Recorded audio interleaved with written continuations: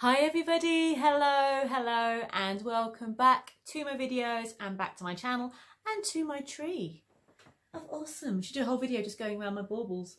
Going around my baubles, that sounds a bit wrong, but yeah, going around. I love some of the ones I've got on the tree. We've got fairies here and we've got some mushrooms, we've got a Viking ship and loads of awesome things. And I'm sure over the whole festive season we will be going through the different things on my tree, as well as all the other excitement of Yule. And that's what this series of videos is about.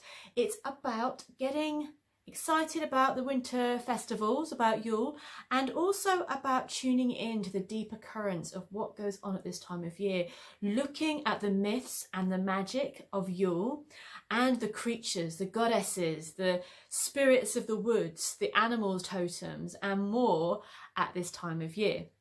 And I know for me that when I do that, I just feel so much more connected to the season, because it can be quite a confusing time, can't it? There's so much going on, and a lot of it, if we think about it, doesn't make lots of sense. It can be just a bit of an overwhelm, and we're told, enjoy it, it's Christmas, but it can be quite a lot of disparate things coming together and feel a bit on the confusing side. So there's a lot of myths and magic around Christmas, which at its heart, how we celebrate Christmas and Yule today is very pagan in its root, in its heart. And of course, I love that. And of course, it makes me super happy. I'm totally happy with everyone's spiritual path. Like, Christmas is great for the birth of baby Jesus, also fabulous. It does mirror the traditions before, the rebirth of the sun in the darkest part of the year. And also, I just want to dig in to find out what our hundreds and thousands of years of folk tales have got to tell us about this time of year. So I thought, if you fancy joining me, that I would make that my plan for the next few weeks, if you want to join. So we're going to go through different seasonal ideas of the festive season as we head towards the longest night and the shortest day of the winter solstice. So today, to start off, to kick off our lovely festive witchy extravaganza, I really wanted to do this video actually before Yule, before I thought about this time of year, because it's a totem that is been really speaking to me recently, and I've been seeing everywhere, not the actual animal actually, but more in the media and on cards, and it's been in my thoughts quite a lot. And that's because I feel it's kind of underrepresented and maybe been pushed to the side in modern, even in modern spirituality, as well as in folklore and stories, and that is of the beautiful goose. The goose is a bird of the witches. The goose is a bird of the priests and the druids, of the shamans, and the goose is a bird of the ancient mother goddess. And so today we're going to look at the totem magic of the goose. So if you're anything like me, you will remember from childhood those stories of Mother Goose, where we had the fairy tales in a book, and it was Mother Goose's Tales. And that was one of the keys, and then we started thinking about how important geese were in our folklore. As we know, fairy tales hold the threads, they hold the bones and the treasures of our older folklore culture. Yes, they've changed a lot. Often they've been totally blown out of proportion, and the old women and the goddesses and they've all been sort of a bit demonized and made into evil witches. However, and the wolves are bad and everything's kind of exciting, there's a little bit evil in them. However, we can get that taste of how things were working maybe in the lives of our ancestors. And when we look at fairy tales, they're often the quest, aren't they? They're the quest for adventure. They're the quest for the hero's quest, the soul's quest, the fool's journey as well. And so Mother Goose, holding all these stories and being the great parent that she is, and they are, like geese, male, female, whatever, all wonderful parents and really great at the family bond, the community, and, you know, creating strength and structure within that. They hold these beautiful treasures of our past, and they inspire us as children and as adults as well to go on that call, to go on that journey.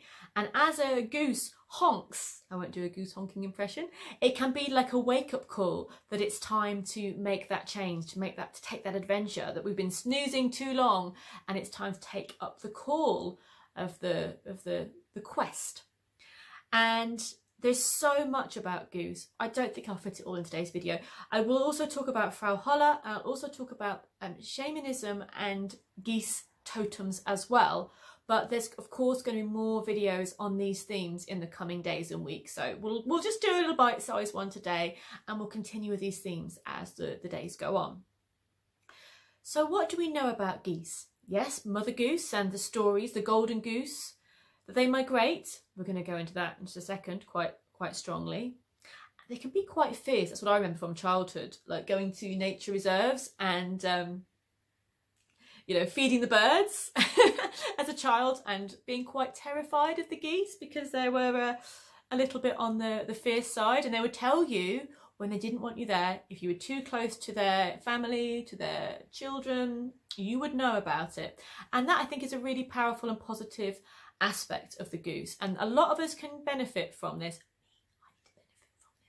And I know a lot of you guys can as well. It's about setting strong, healthy boundaries. Saying no, saying you are too close, this is not okay. Saying that this is my family, this is me, I will protect them.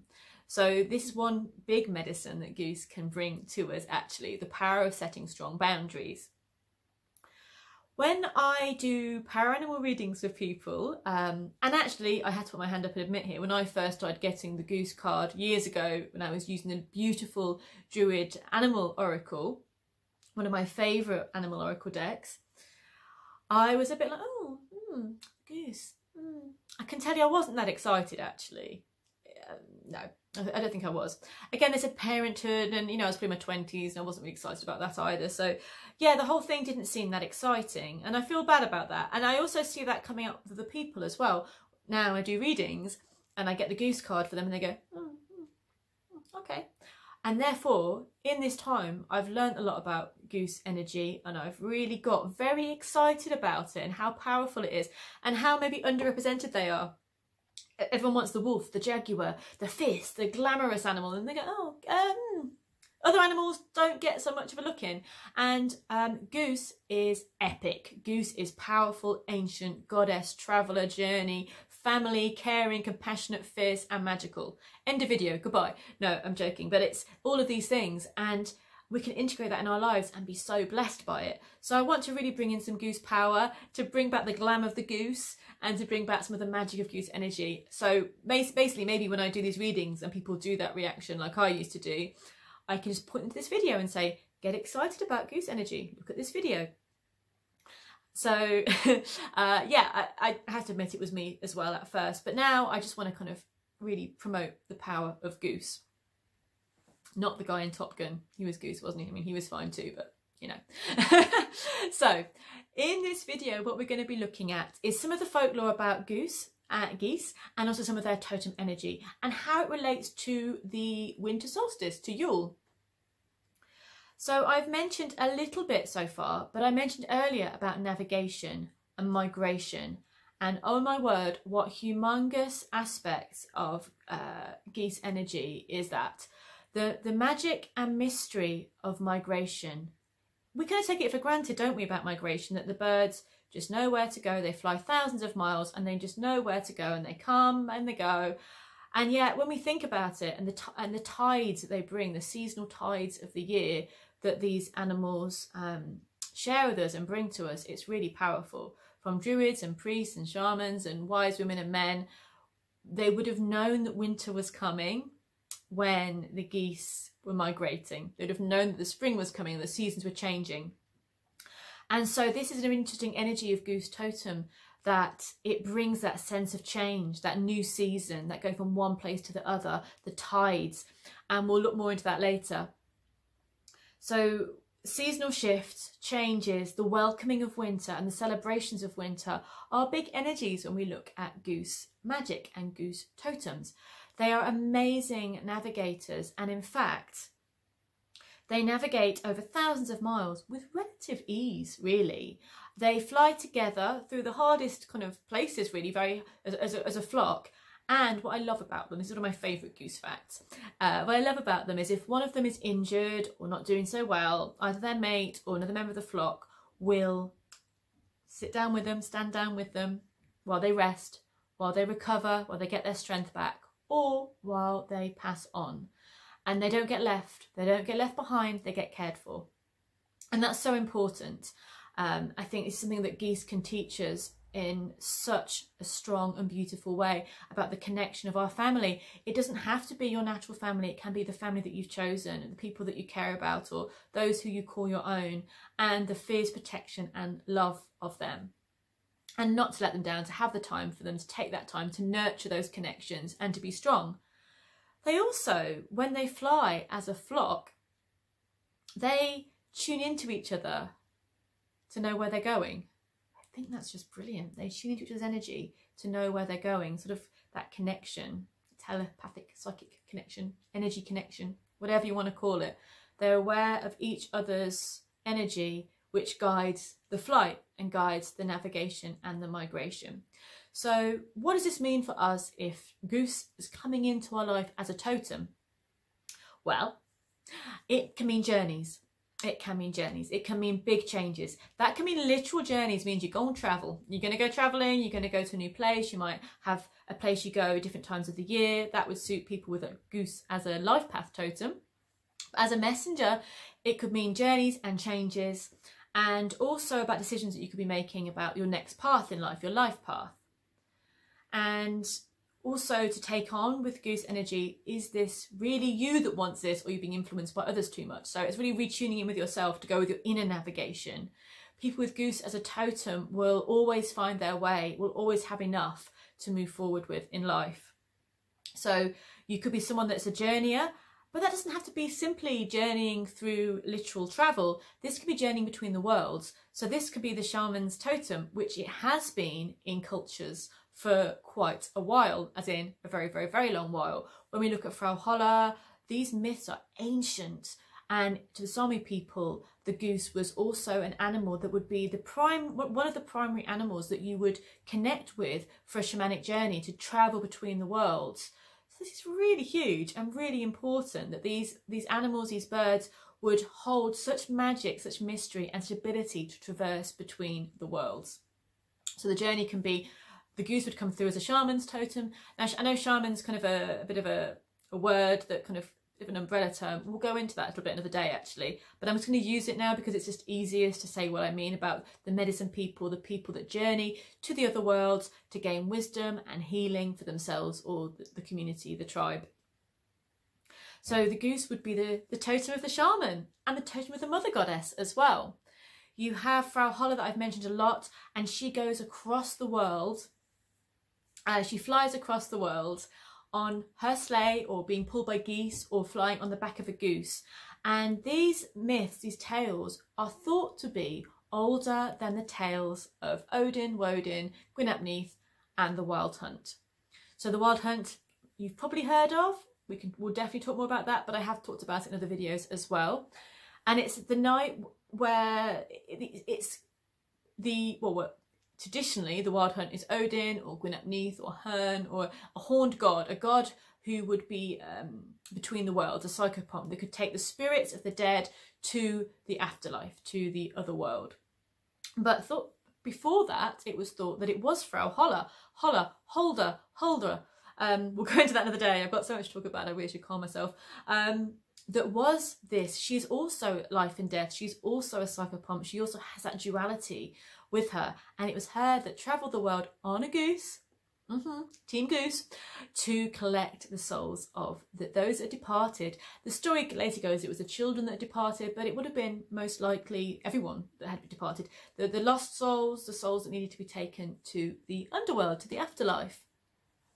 And she travelled on geese, and the story was that she would shake her pillows and goose feathers would float to the earth, and then winter would be upon the world. She's the bringer of winter, so is the goose. So this is such a lovely energy. There'll be more about Frau Holle another day, in part of our pre-Yule extravaganza. But yeah, they are journeyers, and yes, they can be the journeyers of a practical journey of going from one part of the world to another, and they're also the symbols of going from worlds, between worlds, from one world to another. Geese are very linked to Christmas and to Yule. The Yule Christmas would have been a goose feast, I think, before turkey. So geese would have been the meal of Christmas Day. And the goose, as part of this meal, would represent purification and rebirth into the new solar year. So as we know, the solstice is sun stands still. It is when the sun is at its weakest and the night in the dark is at its longest. And the rebirth of that energy, the purity of the purification of the goose and the rebirth into the new year, the tale of the golden egg, the goose and the golden egg, is about the sun and the rebirth of the sun, the new year.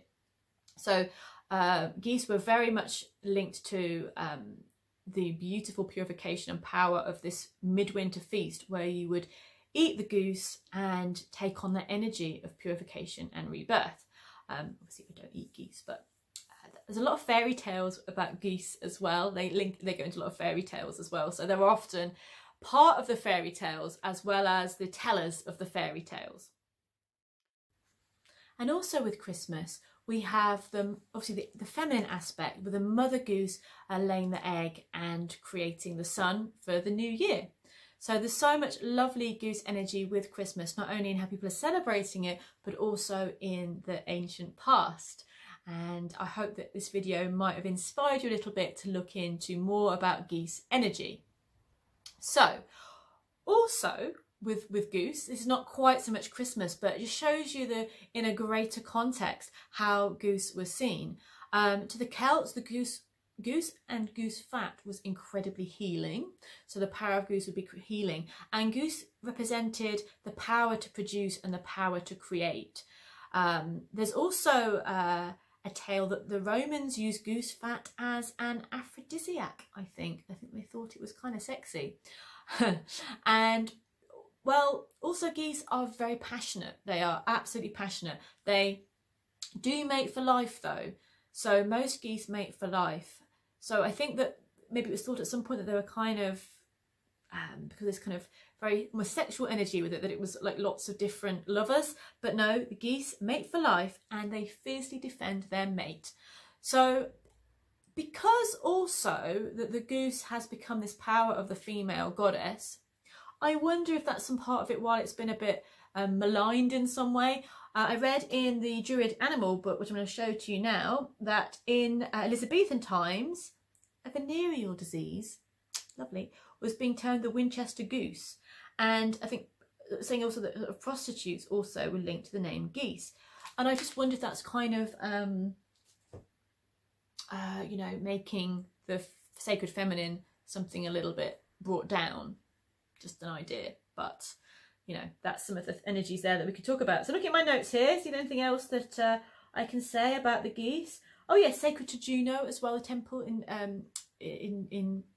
Greece, the temple to Juno was named. Was linked to geese.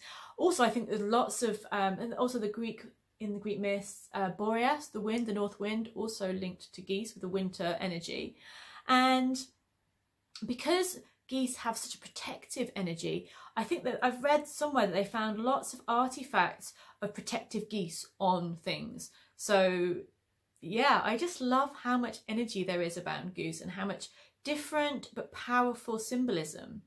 If you've been watching at all the His Dark Materials on BBC, which is by Philip Pullman, and there's a film and obviously the books, it's an adaptation of those books. In the books, the witch of these worlds, or the witches, they all, basically, if you haven't seen it, I'll just quickly explain. Everybody has a totem. They call them demons or daemons in this book. It doesn't mean they're evil. Demons actually in the old-fashioned word didn't mean evil. Anyway, that's for another day. Their totem animals were their soul companions, and they need them to be alive. And we can talk about that another day as well. Powerful stuff. So everyone has their demon, the animal totem that's manifested in this world and part of them. And the witches in these books also have demons, but they can be a bit further away from them than humans can be. Humans need to be close to their totems all the time. And in the books, the totem of the main witch that we see, the beautiful Seraphina, is a goose. And I just love that, because I was like, this links her to Frau Holle, to the ancient goddesses. This links her to the real beautiful history of our folklore. And in the series, I mean, I love it, but I love it a lot. I think it's a beautiful series, actually. But they've changed it to a falcon, which is fine and lovely. But I just felt like that's kind of, again, maybe they're missing out on the magic of Goose. Falcon does represent a lot of wonderful things and are quite aligned with Goose, so the spiritual achievement and the flying high and flying long. But I just thought it's a shame that they missed out on the Goose being there because of all the things we've talked about today so far. So I hope next time you see a goose in stories, in films, or when you're in a walk in nature, that maybe there'll be something else that you can see about them and feel about them, and know that you're connecting with an ancient lineage of folklore and magic, and understanding of geese as being powerful totem guides, companions, tellers of tales, and holders of the mysteries of migration. So have a lovely day. I'll be back soon with more Yule videos. Do all the lovely things, subscribe and like and share, and mwah, have a fabulous day. Bye.